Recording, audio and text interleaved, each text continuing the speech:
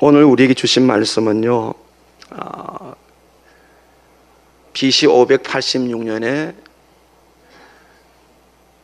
남유다가 그 바벨론 역사의 그 세계사에는 바벨로니아로 나옵니다.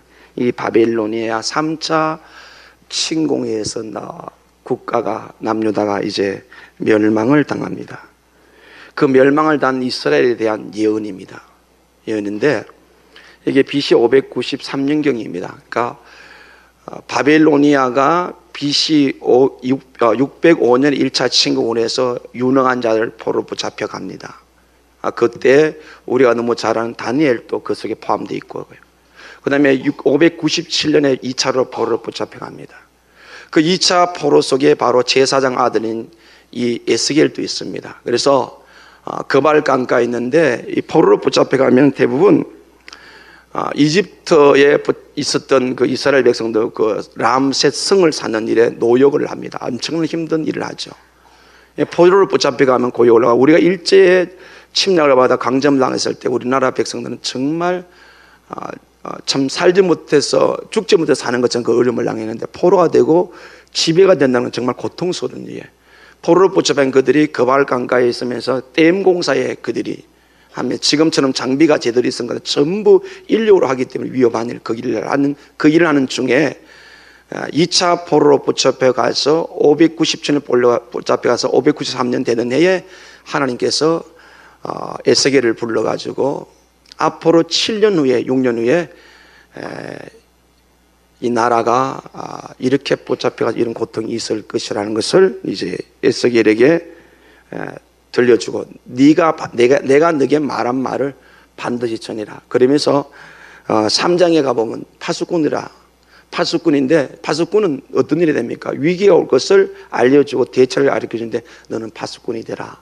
듣든지 아니 듣든지 이야기하라 그랬습니다. 저는 오늘 이 아침에 저 역시 그 파수꾼의 심정으로 여러분 가정을 향해서, 제 가정을 향해서 하나님이 지켜주시는데, 그래 오늘 본문이 이게 국가적인 사역인데 가정과 무슨 의미가 관계되어 있겠느냐.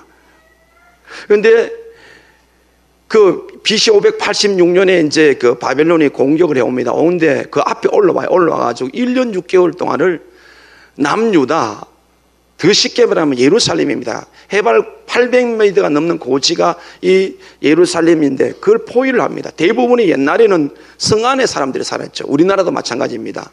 서울 가면 뭐 풍납토성이라든지 전부 다 그 바깥으로 외부를 공격을 막기 위해서 성문화입니다. 남한 산성이 다 그 외부로부터 피하게 했었는데 고대 때는 그랬습니다. 그래서 예루살렘에 사는 그 성을 딱 포위를 해버립니다. 1년 6개월 동안 포위를 하다 보니까 물자 공급이 안 됩니다. 그리고 예루살렘은 그냥 농사 지은 곳이 아니에요. 뭐 이스라엘 평지라든지 사륜 평야라든지 이런 곳에서 이제 그 농사를 지어가지고 이걸 가져와야 되는데 딱 끊겼습니다. 그러다 보니까 이 예루살렘의 기근이 얼마나 심했던지 보십시오. 9절입니다. 내 모든 가정한 일로 말미암아 내가 전무후무하게 내게 내릴지니라. 그리 한즉 내 가운데서 아버지가 아들을 잡아먹고 아들이 그 아버지를 잡아먹으리라. 내가 벌을 너게 내리고 너희 중에 남은 자를 다 사방에 흩뜨리라. 하면 먹을 것이 없었어요. 먹을 것이 없는데 얼마나 사람이 완악해졌는지 아버지가 자식을 잡아먹습니다. 그리고 자식이 아버지를 잡아먹어요. 나라가 위기에 빠졌는데 가정이 하나님께서 버리는 과정이 보니까 그 가정이에요. 이 가정은 하나님이 만드셨습니다. 하나님 만든 두 기관이 있는데 이 가정과 교회입니다. 창세기 2장에 보면은요, 하나님께서 아담을 만드시고 혼자 있는 것이 독차하는 것이 쓸쓸해 보여서 그 짝을 아담의 갈비뼈처럼 아내를 만들어서 부부로 만들어 주셨고, 그래서 부모를 떠나 한 몸을 이루라. 가정의 핵심은 부부입니다. 이 가정이란 단어는 뜻은 가장 가까운 혈연 공동체가 함께 생활하는 것을 가정이라고 그랬어요. 지금은 가정이 굉장히 간출해졌죠. 옛날에는 우리나라 같은 경우는 8촌까지를 한 지붕 아래 살았다고 그래요. 가정이 뭐라고요? 가까운 피를 나누는 생활을 같이 하는 공동체가 가정입니다.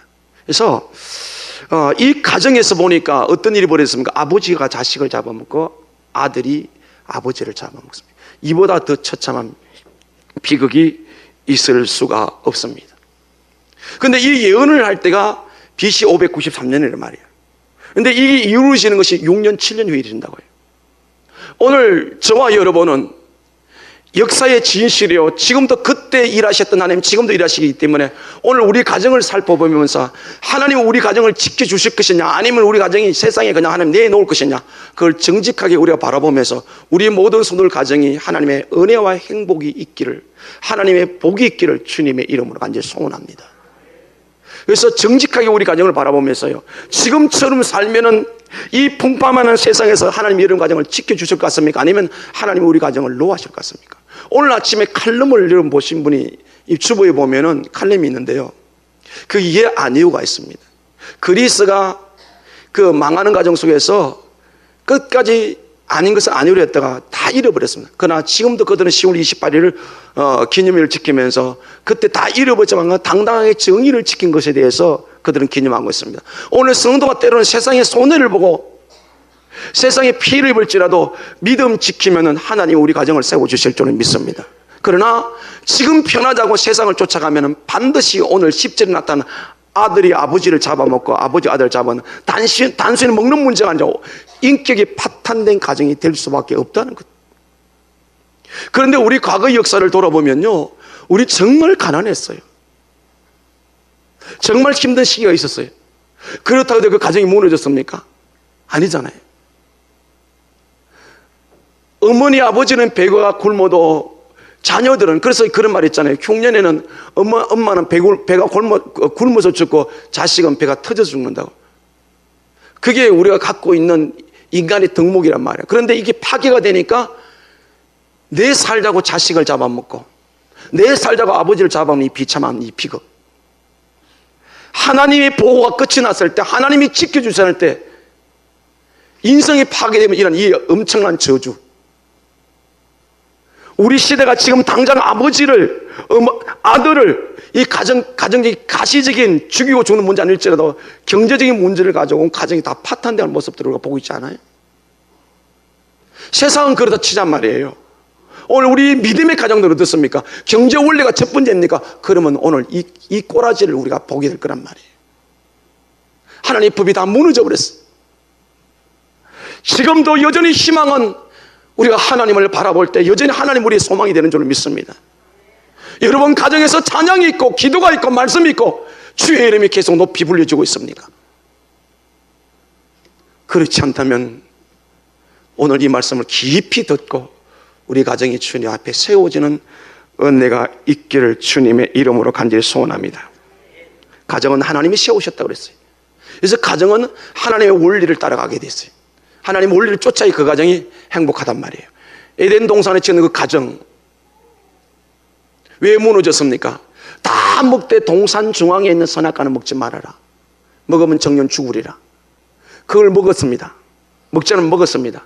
하나님이 그 잘못에 대해서 책망을 합니다. 근결을 합니다. 아담에게 묻습니다. 너 왜 이거 먹었어? 그랬더니 아담이 하는 말에 하나님이 짝지어준 여자가 먹었다 그랬어요. 제가 돌으면서 어떤 상황이 발생합니까? 전부 다 너 때문이라고 말합니다. 이게 사장에 가보면 가인과 아벨이 아담과 하와에서 태어났는데 두 형제가 인류 최초의 살인 사건이 났는데 형이 아우를 죽입니다. 하나님의 법이 무너질 때에, 하나님의 그 가정의 주인이 안 될 때에 성경에 보여주는 최초의 가정은 이렇게 무너졌단 말이에요. 여러분 가정에 하나님의 법이 언제나 첫 번째가 될 수 있기를 주님의 이름으로 간절히 축원합니다. 왜요? 하나님의 법이 첫 번째가 될 때 하나님은 그를 지키고, 우리가 하나님의 법을 첫 번째는 다른 표현은 믿음이라고 말해요. 이게 신앙생활이에요. 저도 여러분들도 이 시대가 얼마나 악합니까?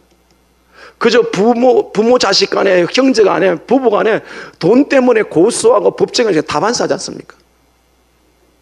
그래도 그리스도의 가정은 물질보다 더 중요한 것이 아닌 법인 줄을 깨달아서 하나님의 끝까지 지키시고 보호하신 은혜가 있는 가정이 될 수 있기를 주님의 이름으로 간절히 소원합니다. 아버지의 유산을 물려받아서, 어마어마한 유산을 물려받아서 유산을 물려줄 때 아버지가 이렇게 말합니다. 이거 성전 지어라. 하나님 예배드릴 처소를 지어라. 그런데 그렇게 말하는 아버지가 다윗이에요. 근데 아들 솔로몬이 그 유산을 받아가지고 7년 걸려서 하나님의 성전을 짓습니다. 재산을 반토막 내놨어요. 나머지 재산을 가지고 자기 왕궁 건축하는데 13년의 세월이 걸렸어요. 다 소비합니다. 그런데 성경에 보면 아버지가 백향목궁에 있어서 아버지 다윗은 자기가 궁에 있는 것이 아버지 하나님의 그 벗겨있는 텐트 안에 있고 자기가 그 궁에 너무 죄송해서 성전 짓기를 원하는데, 그러면 아버지의 표현대로라면 충분히 살기에 넉넉한데 사람의 욕심이 들어오니까 하나님의 법을 무시하고 자기 왕궁 건축하는데 온 심혈을 다 기울였습니다. 그러다가 쫄딱 망했습니다. 1000명의 궁녀를 데리고 들어옵니다. 그리고 하나님의 성전에 이방인들 성이 신이 들어옵니다. 그래서 하나님의 심판을 받는데 그 회한의 회고록이 뭐냐면 바로 전도서입니다. 솔로몬이 기록한 노년의 마지막 생의 마지막에 쓴 것이 바로 전도서인데, 그 전도서는 이렇게 시작합니다. 한번 우리 전도서 보십시다.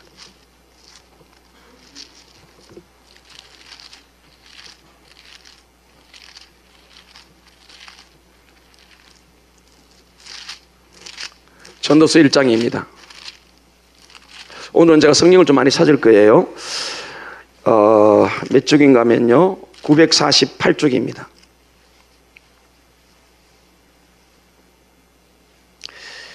1절 2절을 같이 읽겠습니다. 시작. 다윗의 아들 예루살렘 왕 전도자의 말이라. 전도자가 이르되 헛되고 헛되며 헛되고 헛되니 모든 것이 헛되다. 아멘. 그 많은 재산을 가지고 13년이 걸려서 집을 짓다가 모자라니까 과도한 세금 물려서 집을 지어서 날마다 잔치를 벌리고 1000명의 여인을 거느리고 살았지만은 그의 결론은 헛되고 헛되고 헛되니 모든 헛되다. 이러면서 12장 가보십시다. 전도서 12장.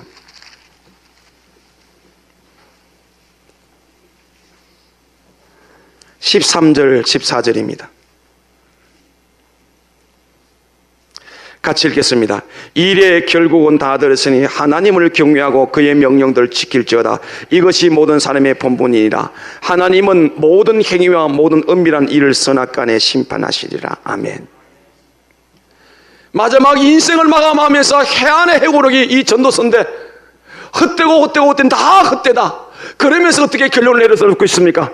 이래 결국을 다 들었다. 내 인생의 전반에서 다 들었다. 내가 이렇게 살아왔는데 돌이켜서 보니까, 지금 정리해보니까 하나님을 경외하고 그의 명령들을 지킬지어다. 이것이 모든 사람의 본분이라. 사람의 본분은 하나님에 의해 창조된 사람의 본분은 하나님을 경외하고 하나님의 말씀을 지켜야 승리하고 행복하고 복되다는 것을 내려놓으면서 그렇게 말하면서 14절에 하나님은 모든 행위와 모든 은밀한 일을 선악간에 심판하시리라. 사람이 모를 수도 있고 알 수도 있고, 그러나 모든 행위에 대해서 하나님이 심판하겠다. 그래서 지금 우리 가정을 돌아보자고요. 지금 우리 가정이 하나님을 경외하고 모든 우리 삶의 기준의 말씀을 지키고 있다면 하나님이 여러분 가정 끝까지 지키시고 형통케 하시고 복되게 주실 줄 믿습니다.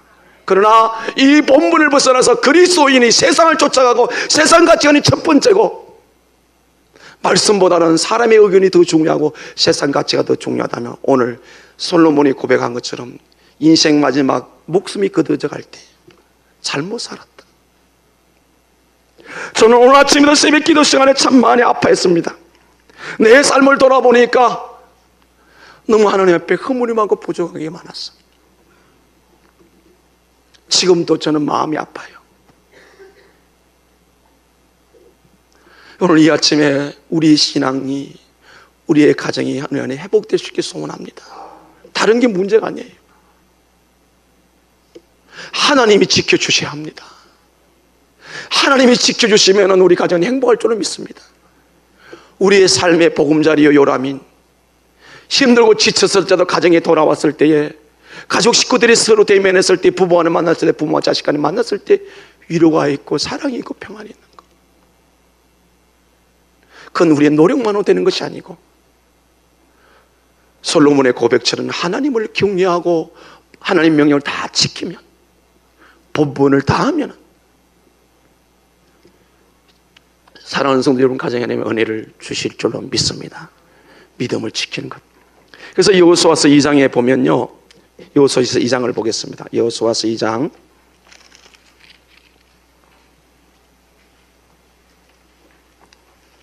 구약 성경 여호수아서 2장 321쪽입니다.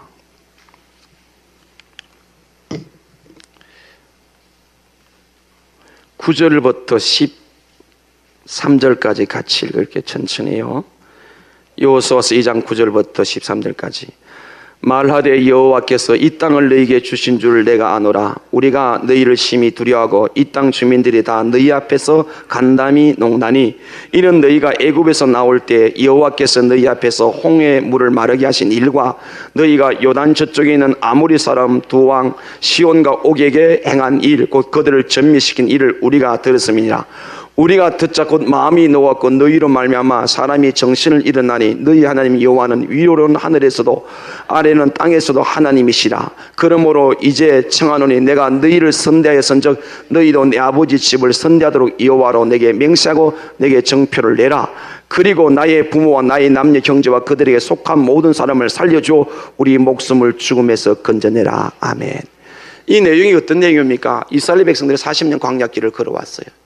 이제 그들이 약속하는 가나안 땅에 들어가게 요단강 입구에 있는데 모세를 이어서 지도자인 여호수아가 2명의 정탐꾼을 여리고성에 보냅니다. 그때 들어간 곳이 숨어 들어간 곳이 바로 기생 라합입니다. 몸을 팔고 사는 여인이에요. 이 집에 들어갔어요. 이 집에 들어서 기생 라합이 이 두 사람이 누군지 다 알아봤습니다. 알아보면서 이 여리고는요 동서 무역의 그 중심 상업도시예요. 그러니까 온갖 소식을 다 들어요.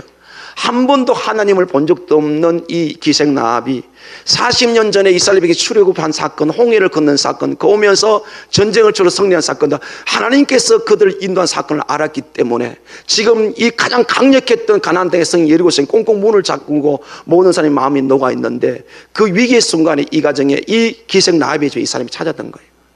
그래서 그들을 만나서 하는 이야기입니다. 그게 이제 9절이에요. 말하되 여호와께서 이 땅을 내게 주신 줄 내가 아노라. 40년 동안 살았고 더 앞 위에 그 자기 부모들도 살았던 그 땅, 이 땅을 하나님께서 주셨다는 사실은 이 기생 라합이 고백을 합니다. 이건 어쩔 수 없이 너희들의 땅이 될 것이다. 그렇게 말하면서 10절에 이는 너희가 애굽에서 나올 때 여호와께서 너희 앞에 홍해 물을 가리게 하신 일과 너희가 요단 저쪽에 있는 아모리 사람 두 왕 시온과 옥에게 행한 일, 그들을 전멸시킨 일을 우리가 들었습니다. 아멘. 믿음은 들음에서 납니다. 그 땅에 많은 사람이 살았습니다. 오늘 이제 많은 성도들이 있습니다. 들었다면 그 믿음을, 그 들은 말씀을 믿고 지킬 때 하나님이 보호해 주실 줄로 믿습니다. 다 들었어요. 그런데 이 말씀을 받아들인 사람은 한 사람밖에 없습니다. 기생 라합입니다. 그래서 그걸 믿음화시켰단 말이에요. 그러면서 11절에 우리가 듣자 곧 마음이 놓았고 너희로 말미암아 사람이 정신을 잃어나니 너희 하나님 여호와는 위로는 하늘에서도 아래는 땅에서도 하나님이시다. 아멘. 하늘과 땅의 유일하신 신이 바로 하나님이시다. 할렐루야. 그걸 라합이 고백하면서 뭐라고 이야기하면 그러므로 내가 너희를 숨겨줬으니 우리도 선대해달라. 그러면서 13절 하는 이야기가 나의 부모, 나의 남녀 형제 그들에게 속한 모든 사람을 살려주라. 여러분, 우리 가정에 한 사람이도 껴있는 사람이 있다면 그 가정을 하나님이 지켜주실 줄로 믿습니다. 우리의 가정 구성원 중에 남편이든 아내든 자식은 그 누구라도 한 사람이라도 하나님의 법을 지키고 하나님을 믿고 산다면 그 가정 하나님이 보여주신다고요. 어쩌면 여러분의 가정의 평안이 남편 덕인 것 같아요? 아내 덕인 것 같아요? 여러분 자식 덕인 것 같아요? 오늘 이 말씀을 보면 누군가 우리 가정에 껴있는 그 사람이 우리를 선대달라. 그래서 6장을 보겠습니다. 여호수아 6장입니다.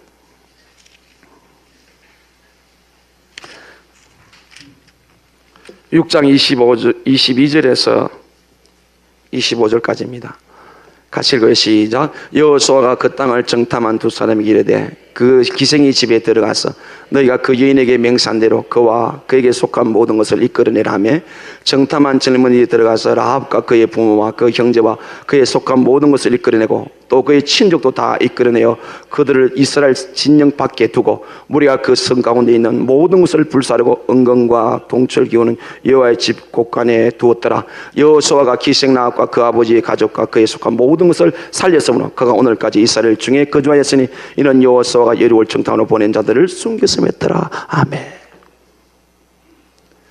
천하 대 천하 몸을 팔고 사는 그 여인. 그러나 이스라엘 백성이 가나안 땅 돌 때 그걸 하고 그때 돌이켜서 하나님을 믿음에 우리 아버지 우리 어머니 내 형제들 우리 가정을 좀 지켜달라. 한 사람도 여러분 가정에 껴있는 믿음의 길을 주님의 이름으로 간절히 소원합니다. 다 그들 이스라엘 진영 바깥으로 보낸 다음에 여리고성을 다 불살라 태워버렸습니다. 하나님을 믿은 한 사람, 여러분 믿음은 반드시 순종이 따라야 돼요. 그렇죠? 기생나합이 숨겨줘서 생명 걸고 정탐꾼을 숨겨줘서는 발각되면 죽는 거예요. 나중에 그 집에 사람들이 찾아옵니다. 몰래 숨어서 바깥으로 내보냅니다. 행동이 따르지 않는 믿음은 믿음이 아니에요. 오늘 우리의 문제가 뭡니까? 말씀을 들어도 지키지 않는 건 문제예요. 하나님이 오늘 가정을 지키시는 가정의 특징이 뭡니까? 말씀을 듣는 가정이 아니라 그 말씀을 지키는 가정 하나님 끝까지 보호하시고 어떤 위기가 다 망하는 속에서 보호해 주실 줄로 믿습니다. 여러분 가정이 그런 은혜가 있기를 주님의 이름으로 간절히 축원합니다. 그래서 우리가 오늘 성경 몇 곳을 찾아볼 텐데요, 이렇게 다 망해버린 하나도 안 하고 다 짐승까지 다 죽이는 그런 상황 속에 이 라합의 가정을 지켜줬고, 자기 인생을 돌아봐서 살펴보니 부경험을 다 누렸던 그가 마지막 인생에 해안의 눈물을 흘리며 고백했던 여호와를 경외하고 본분을 다하고 그 여호와를 경외하고 명령을 다 지키는 본분을 하나님 선악간에 심판하신다. 이 말은 하나님 안에 바로 살만을 보여준다. 그 솔로몬의 고백처럼 성경 곳곳에서 우리가 하나님의 보호를 받고 지킴을 받기 위해서 우리의 해를 사명들이 있고 책임인데 그걸 몇 곳을 살펴보려고 합니다. 여호수아서 1장 8절 320쪽입니다.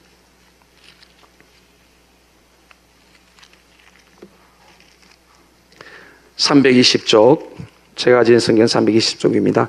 여호수아서 1장 8절 같이 읽고요. 시작. 이 율법책을 내 입에서 떠나지 말게 하며 주야로 그것을 묵상하여 그 안에 기록된 대로 다 지켜하라. 그리하면 내 길이 평탄하게 될 것이며 내가 형통하리라. 아멘.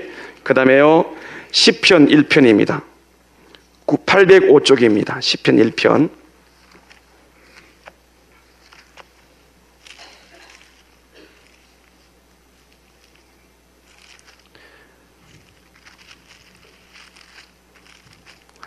(1절 2절 3절) 같이 읽습니다. 시작. 복 있는 사람은 악인들의 꾀를 따르지 아니하며 죄인들의 길에 서지 아니하며 오만한 자들의 자리에 앉지 아니하고 오직 여호와의 율법을 즐거워하여 그의 율법을 주야로 묵상하는도다. 그는 시냇가에 심은 나무가 철을 따라 열매를 맺으며 그 잎사귀가 마르지 아니한 같으니 그가 하는 모든 일 다 형통하리로다. 아멘. 그 다음에 예레미야 17장 1077쪽입니다. 예레미야 17장 1077쪽.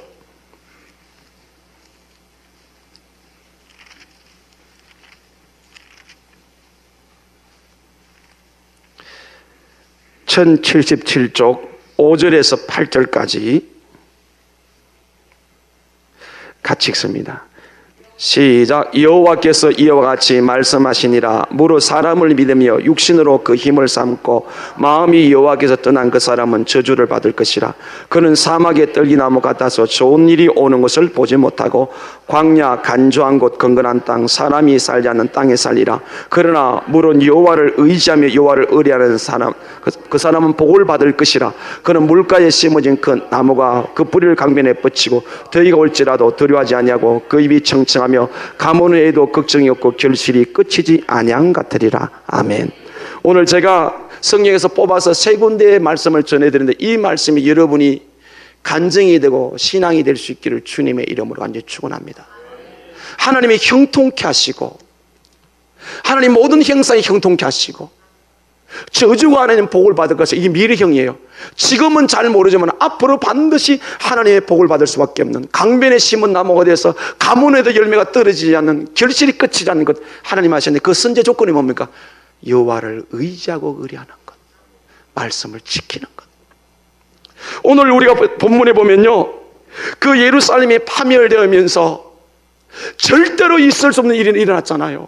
어떻게 세상에 아버지가 아들을 잡아먹습니까? 어떻게 아들이 아버지를 잡아먹습니까? 하나님의 법이 무너진 곳에는 얼마든지 일어날 수 있는 일. 이 세상에 수많은 사람들이 예수 믿지 않는 사람이 그 저지른 일들이 하나님이 없기 때문에 그렇습니다. 이게 딴 나라 이야기라고요? 강 건너 불이라고요? 꼭 사람을 죽여야만 됩니까? 잡아먹으면 됩니까? 가정에 평화가 깨트려져 있습니다. 반목 질시가 있습니다. 그리스도인의 가정은 행복해야 될 줄로 믿습니다. 복이 되어야 될 줄로 믿습니다. 그러면 뭐입니까? 전제 조건이 뭡니까? 여호와를 경외하고 법을 지켜라 이 말이에요. 자, 지금 한국 교회에요 수많은 프로그램이 있어요. 아버지 학교, 어머니 학교, 부부 학교. 그리고 제 서재도 많은 책이 있는데요, 가정에 대한 책들이 엄청나게 많아요. 제가 오늘 이 가정에 대한 굳이 좋은 책들의 그 썼던 내용들을 여기 이야기를 안 하고 성경을 드니까 우리가 본질로 돌아가자 말이에요. 성경이 뭐라고 말하는, 성경에서 해답을 찾다 이 말이에요. 가정을 세우시니까 하나님이시고 그 가정을 지키시고 보호하신 분이 하나님이신 줄 믿습니다. 아무리 좋은 프로그램을 가지고도 그래요. 아버지 학교에 다녀서 깨 있어요. 갔다 와서는요 한 달 동안은 그냥 아버지 노릇 잘해요. 부부학교 갔다 와서 막 팔베개하고 자고 이랬대요. 근데 막 한 일주일 하다 팔이 아파 죽겠다고 그랬대. 본질이 뭐냐 이 말이에요. 마음이 안 통하면요 안 돼요. 프로그램에 수많은 그 알미하는 거잖아요. 하나님과 근본적인 문제가 해결 안 되면 하나님의 복이 아니에요. 그 임하는 게 뭡니까? 지키라는 거예요. 여호와를 경외하라는 거예요. 그럼 하나님께서 다 해주겠다는 거예요. 단순할 필요가 있습니다. 좀 무식할 필요가 있습니다. 하나님 말씀 앞에 단순하십시오. 오늘 우리가 너무 똑똑해요. 너무 계산적이에요. 말씀을 그대로 믿을 수 있는 은혜가 있기를 주님의 이름으로 간절히 소원합니다. 그러면 왜 이렇게 오늘 본문에 돌아 왜 이렇게 됐습니까? 하나님께서 그 전후만 이 파멸을 내릴 때에 가정에 먼저 내렸어요. 왜 그렇게 됐습니까? 6절 7절 봐요. 6절 7절 같이 봅니다. 시작. 잠깐만요. 에스겔서 5장입니다. 오늘 본문에 1155쪽 다시 돌아오세요.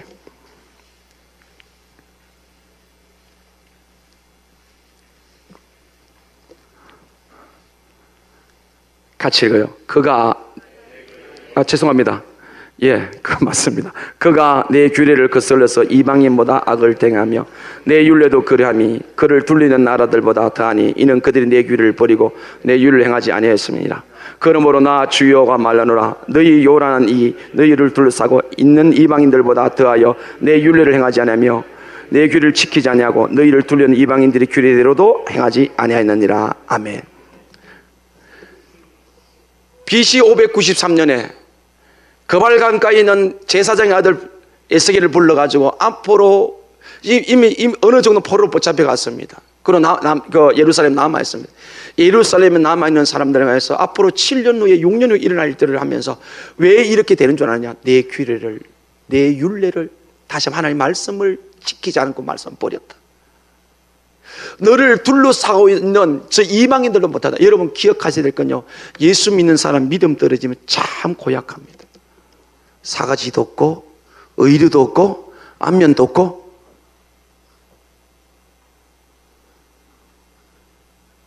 시험해 보실래요? 믿음 없이 한번 해보실래요? 진짜 흉악해요. 그래서 우리 목사님이 늘 막내 목사님 걱정하는 것은 믿음 떨어지면 본전 다 나온다. 지금 그 이야기예요.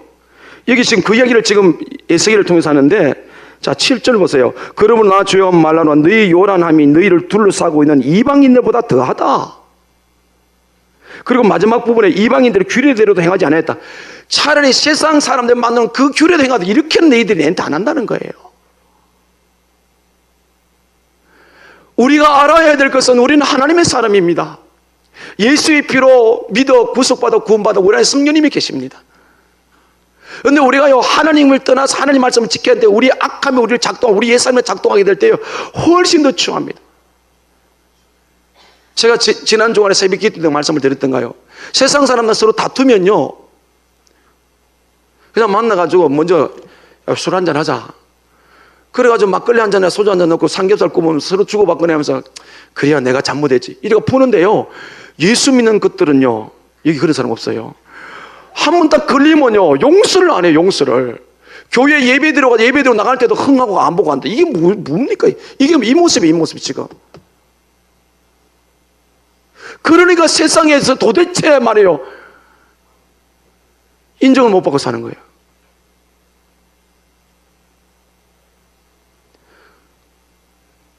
부부간에 다툴 수 있습니다.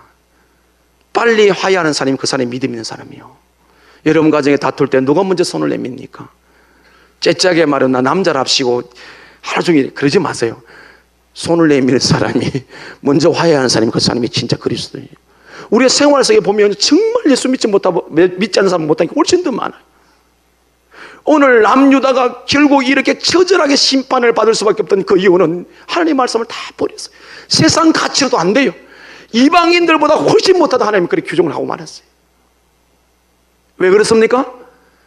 성도가 하나님의 말씀을 떠날 때, 하나님을 경외함을 떠날 때 이렇게 참 악해지는 거예요. 그래서 바울은 믿음이 떠나면 양심의 화인을 맞으면, 가슴이 막히면, 가슴이 무뎌지면 그렇게 더 악할 수가 없어요. 말씀을 지키잖아, 여호와를 경외하지 않았기 때문에 결과는 처절하게 심판된 그 심판의 첫 번째가 어디였습니까? 가정이었습니다. 아버지가 아들 잡아먹고 아들이 아버지 잡아먹는. 말씀을 지킬 때 먼저 여러분 가정에 하나님 은혜가 임하게 될 줄로 믿습니다. 하나님 시킨 평안이 임하게 될 줄로 믿습니다. 자, 이와 대조되는 사건이 있는데, 말씀을 버림으로 말미암아 이렇게 붕괴됐는데, 그 다음에 또 그렇지 않은 일이 있습니다. 열왕기상 2장을 보겠습니다.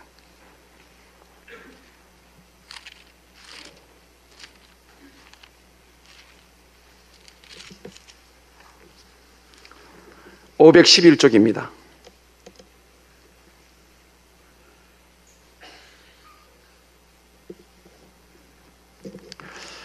1절에서 4절까지 같이 읽습니다. 시작. 다윗이 죽을 날이 임박하며 그의 아들 솔로몬에게 명령하여 이르되, 내게 이제 세상 모든 사람이 가는 길로 가게 되었으니 너는 힘써 대장보가 되고 내 하나님 여호와의 명령을 지켜 그 길로 행하여 그 법률과 계명과 율례와 증거를 모세의 율법에 기록된 대로 지키라.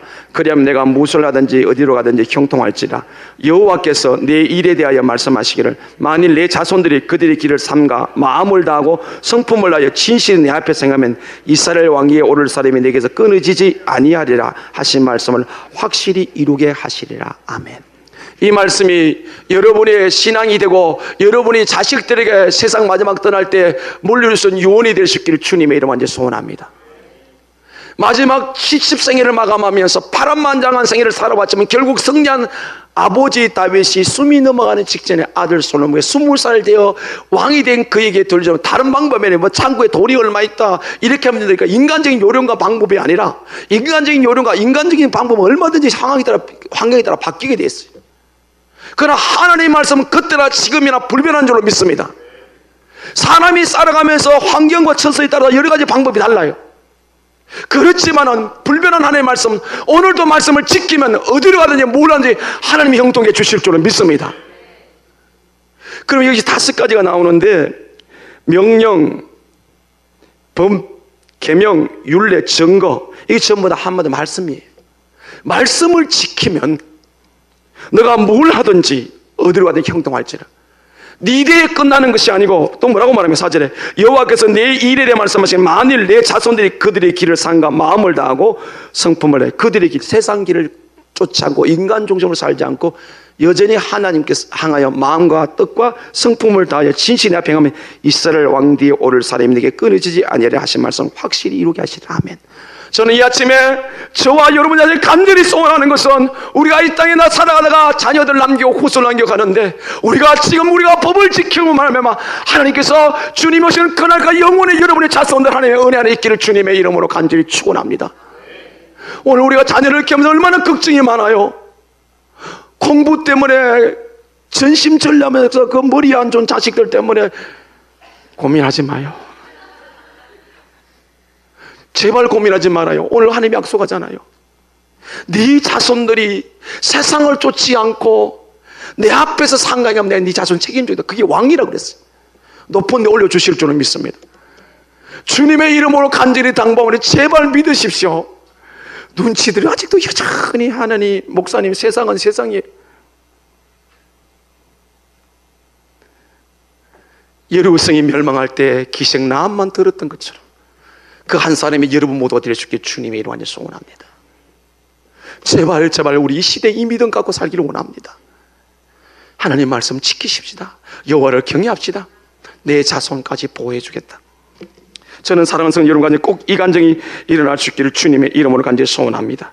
가정이든 개인이든 교회든 국가든 사회 공동체든 모두가 하나님의 통치하에 있습니다. 인간이 아무리 힘쓰고 해서도 안 됩니다. 하나님이 지켜주셔야 될 줄로 믿습니다. 전능하신 하나님, 이 우주 만물을 창조하시고 보존하시고 주인 되신 하나님, 하나님이 지켜주셔야 될 줄로 믿습니다. 그래서 기독교 세계 역사를 보면요, 세계 역사는 기독교 역사인데 하나님을 경외한 나라마다 하나님이 보호하지 않는 나라가 없어요. 여러분이 유럽 여행 가는데, 유럽 여행 가면요, 그냥 일반 가면 그냥 여행이에요. 기독교의 정신을 가지고 오면 전부 다 그 유럽에 있는 모든 국가들은, 모든 나라들은 하나님이 안 하면 해석이 안 된다고요. 그냥 관광 갔다 오는 거예요. 그냥 여기 무슨 성인이 무슨 성인인데 이렇게밖에 안 되는 거예요. 기독교의 발상지인 그 유럽, 그 출발인 것은 하나님을 통해서 그 유럽 땅을 보고 그것을 봐야 제대로 해석을. 미국도 마찬가지. 하나님의 말씀을 지켰던 나라들은 끝까지 하나님이 보여주셨다고요. 그래서 우리나라가 그래도 소망이 있는 것은 그래도 이 땅에 하나님의 은혜를 입고 하나님의 소망을 두고, 지난 주간에 보니까 우리 교계 원로 목사님들이 회초리 들고요, 이 세월호 참사 사건을 통해서 우리의 죄라면서 당신들이 다리를 동르고 80이 넘은 노인들이, 목사님들이 이런 몽둥이 같은 회초리를 자기를 때리면서 회개를 하고 있어요. 그래서 이 민족이 소망이 있는 거예요. 하나님이 지켜주셔야 될 줄 믿습니다. 하나님이 지키시는 가정을 보겠습니다. 자, 시편 127편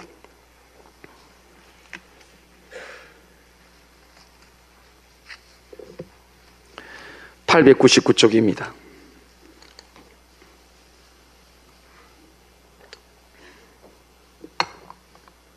제가 오늘 아침에 여러분에게 수많은 책들이 제게 있어요. 그런 교훈집이 아닌, 좀 딱딱하고 먹기 힘들지만 말씀을 통해서 한 이유는, 제가 목회를 가면 점점 제 마음에 오는 부담은 사람의 유창한 은혜와 같은 경험은 그런 것들이 아니라 지금 본질을 말씀을 통해서 말씀을 더 깨닫고 돌아가야 되겠다는, 말씀으로 돌아가는 그 부담이 너무 크기 때문에 지금까지도 제가 그렇게 하려고 했었지만 오늘도 역시 여전히 마찬가지입니다. 자, 127편 1절 2절 같이 읽읍시다. 시작. 여호와께서 집을 세우지 아니하시면 세우는 자의 수고가 헛되며 여호와께서 성을 지킨 자 아니하시면 파수꾼이 깨어있음이 헛되도다. 너희가 일찍 일어나고 늦게 누우며 수고의 떡을 먹으면 더 헛되도다. 그러므로 여호와께서 그의 사랑하신 자에게 잠을 주시는도다. 아멘. 이 시편은 솔로몬이 시입니다. 솔로몬이 이렇게 말합니다. 여호와께서 이건 집은 가정이에요. 조금 전에 말씀드린 혈연 공동체, 함께 사는 공동체. 하나님께서 집을 세우지 않으면 세우는 자의 수고 헛되다. 그리고 여호와가 이 성은 국가 개념입니다. 하나님께서 나라를 지키지 않으면 파수꾼의 경성함이 헛되다. 다 누렸던, 자기 마음대로 하고 싶어 살았던 솔로몬의 고백은, 내 가정은 하나님이 지켜주셔야 한다. 그렇지 않으면 그 세움이 헛되다. 이 나라도 하나님이 지켜주셔야 한다. 믿습니까? 우리는 더 많이 지금 나라를 위해 기도해야 돼요. 저 북한 땅을 위해 기도해야 돼요. 이 나라의 흥망성쇠는 분명히 말씀드립니다. 이 땅에 부름받은 하나님 백성들의 태도에 달려있다.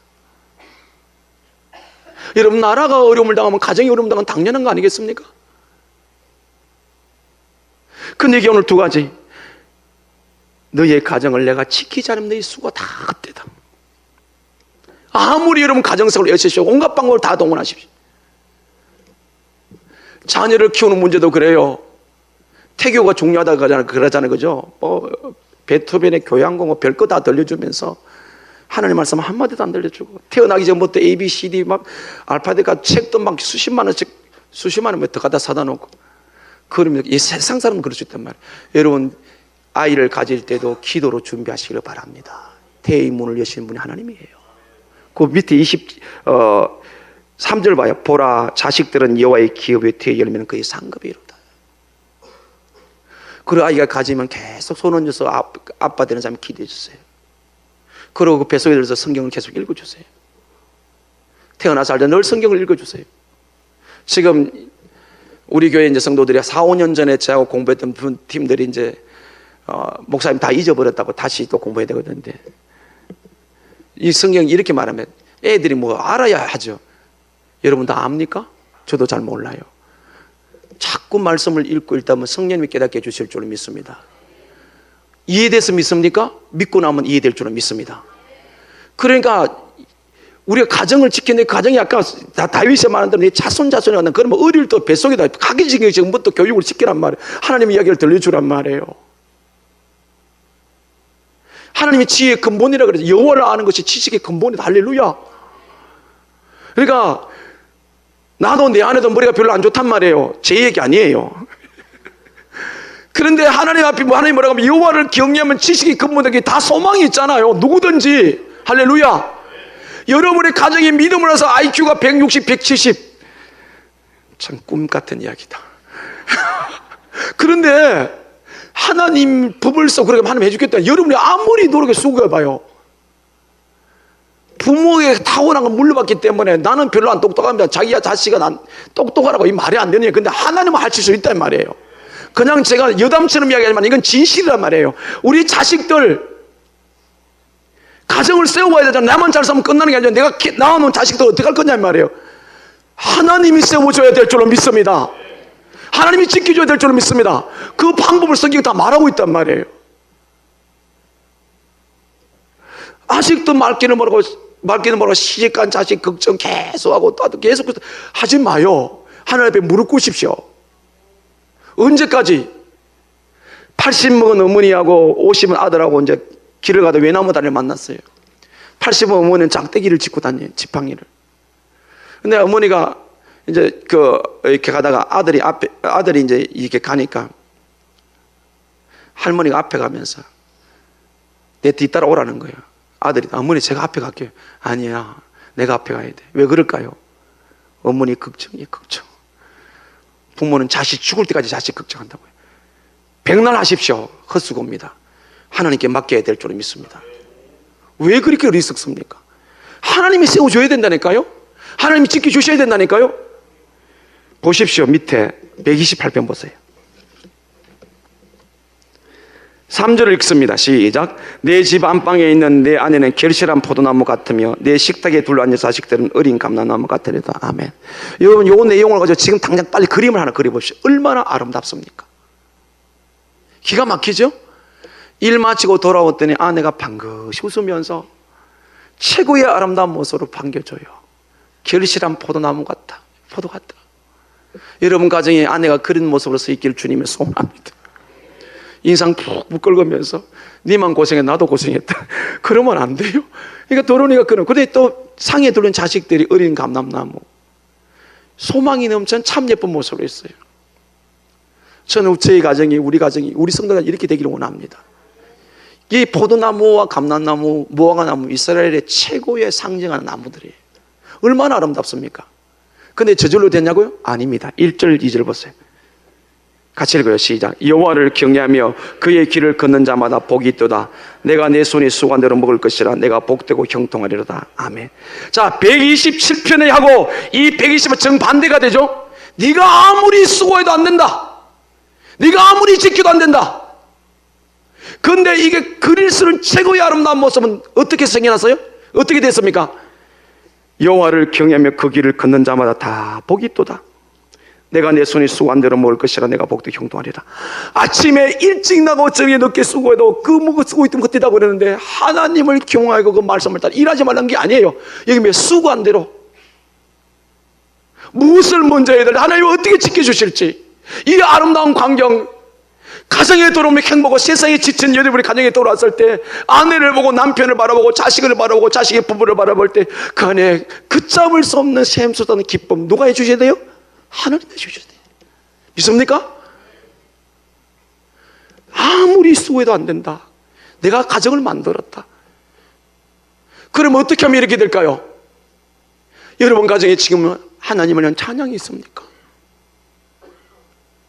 여러분 가정에 성경책이 지금 가장 가까이 있습니까? 찬양을 불러요? 기도를 해요? 성경을 읽어요? 가정 예배가 드려지고 있습니까? 오늘 결심하십시다. 여러분 가정에 찬양이 살아있고 기도가 살아있고 말씀이 선포되어서 그 경외하는 모습, 그 말씀대로 살아서 하나님이 이렇게 지켜주셔서 다 복이 있다. 4절 보세요. 여호와를 경외하는 자는 이같이 복을 얻으리로다. 아멘. 우리말에 가하만사성이라는 말이 있어요. 가정이 편해야 모든 만사가 다입니다. 맞습니다. 가정은 작은 교회입니다. 가정은 작은 천국입니다. 여러분 가정에서 하나님을 경외하는, 이렇게 주일날 와서 공동체 말씀을 듣고 여러분 가정에 지옥용이 될 수 있기를 주님의 이름으로 간절히 소원합니다. 가정에 오늘 이 3절의 말씀처럼 정말 행복하기를 원합니다. 정말 복되기를 원합니다. 하나님의 은혜를 주실 수밖에 없는 그 가정, 어떻게 해야 된다고요? 여호와를 경외하고 그 도를 걷는 자, 그 길을 걷는 자, 믿음을 지킨 사람. 여기서 끝이 아니에요. 결론을 내릴게요. 자, 5절 6절 같이 읽습니다. 시작. 여호와께서 시온에서 네게 복을 주실지어다. 너는 평생에 예루살렘의 번영을 보며 내 자식의 자식을 볼지어다. 이스라엘에게 평강이 있을지로다. 아멘. 당대만 그런 것이 아니고 앞으로도 자식의 자식을 볼 것이고 하나님이 계속 번영시켜 주실 것이고, 그 다음에 더 중요한 것이 마지막 절에 있습니다. 내 자식의 자식을 볼지어다. 이스라엘에게 평강이 있을지로다. 아멘. 이스라엘 백성인 지금도 가장 추구하고 소원한 게 뭡니까? 샬롬. 만날 때마다 샬롬, 헤어질 때마다 샬롬. 사망 권세이시고 모든 저주를 십자가에서 다 해결하신 예수님께서 부활하셔서 제자들을 제일 처음 만나서 하신 말씀, 너희에게 평강이 있을지어다. 평안하세요? 여러분 지금 여러분이 주님 은혜 안에 있고 하나님의 은혜 안에 있던 그 증거, 여러분 마음의 평강입니다. 환경은 어려울 수가 있고 환경은 힘들 수가 있고 물질이 모자랄 수가 있고 가정에 문제가 있을 수도 있겠지만, 그러나 끊임없이 하나님을 경외하고 붙들고 믿음 지키는 가정에는 반드시 여러분 마음속에 제일 먼저 오는 것이 평강인 줄 믿습니다. 여러분 가정에 여러분 심령의 평강이 있어서 여러분 가정이 이 풍파 많고 힘들고 어려운 세상 속에 여전히 하나님의 평강이 계속될 수 있기를 주님의 이름으로 간절히 축원합니다. 아멘. 기도합니다.